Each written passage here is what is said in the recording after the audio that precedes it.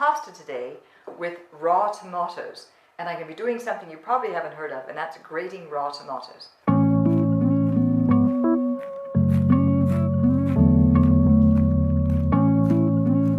One of the best things about my Italian castle is the gardens, especially now that Benedetta's vegetable garden is in full bloom.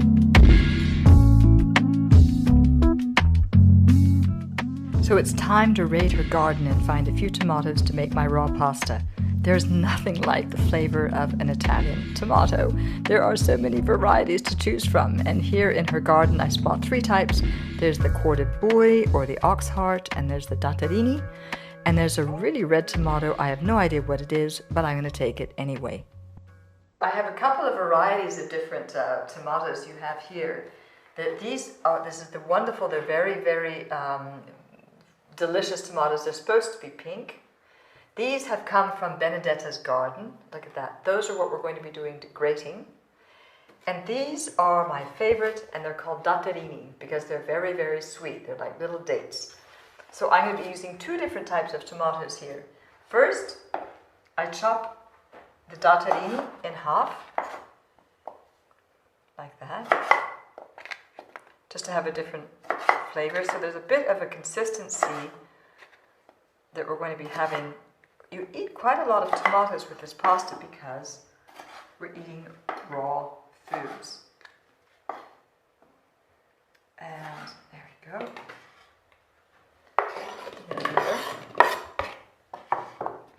Add just a bit more.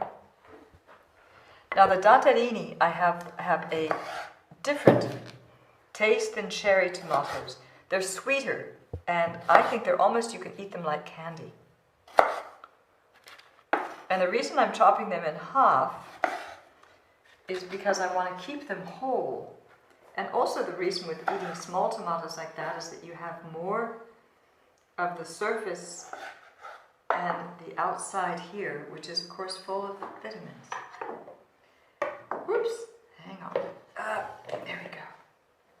Now in here, I'm going to be adding a handful. I don't have a spoon, so I'm going to use it with my spoon. This is Chiara. Chiara is one of the sisters who lives over there, Chiara Piccolomini, and she has brought us fresh, homemade capers from Pantelleria, which is an island south of Sicily. And what she's done is that she picked them, and then she put them in salt.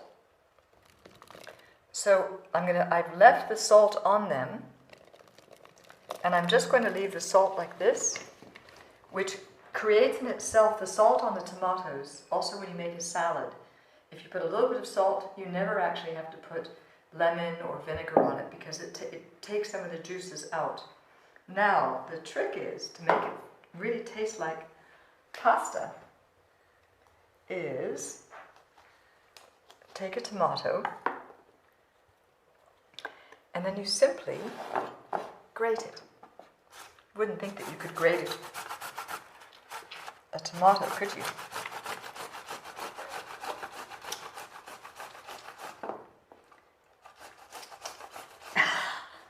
And you know what? This one you can't. This one's not grating very well. So I'm going to try a different tomato. Look.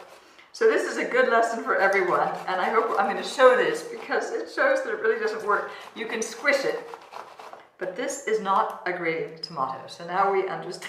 Now we can understand. What I am going to do is I'm going to put the sauce, you can see, and squeeze it. Look at that. Squeeze it like that. All right, and then take the, I'm not going to use this there, in like this. And let's try again with the pink one. Yep. Ah, now this is a grating tomato. There we go. And it's just like you grate anything else, like cheese or whatever. It just simply grates down, and it's going to look like a tomato sauce, but it hasn't been cooked. Oh my gosh, gosh, if you could smell this right now. Ooh, it has all of these juices.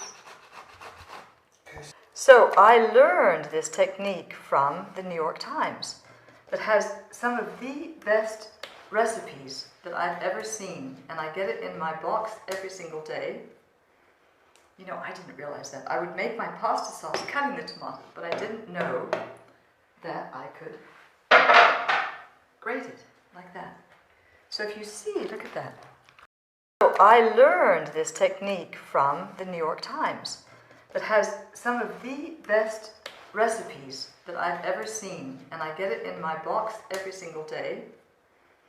You know, I didn't realize that. I would make my pasta sauce cutting the tomato, but I didn't know that I could grate it like that. So if you see, look at that. It's become a wonderful tomato sauce. Now in this, put that aside here. Oof, it's messy. And I'm going to squeeze this right in, put all of the sauces like that into it. Look at that wonderful, beautiful, beautiful, beautiful, beautiful sauce. My hands are all messy. I'm going to put 2 cloves of garlic, which I'm sure all of you have seen that.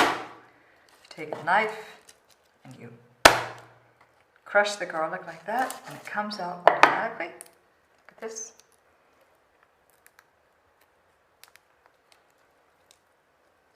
Because this is going to be our lunch, and since we work during the day, it needs to be something which is quick and uncomplicated, and that is exactly what this pasta is. Chop it up. See, I get that little bit here gone. Now, the benefits of eating raw, of course, are endless. There we go. And I put it right inside. There we go. And that is ready for my sauce. Because we like spice, I'm adding a fresh chili also to the bread. I'm adding it also with the seeds, which means it's going to be spicy, because Eric loves spice. Then, the creme de la creme is the basil. Come with me because I'm going to pick some.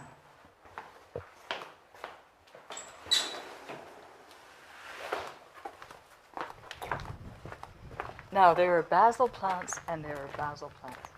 Look at that basil plant. The most wonderful basil plant. Look at that. Just look at those leaves.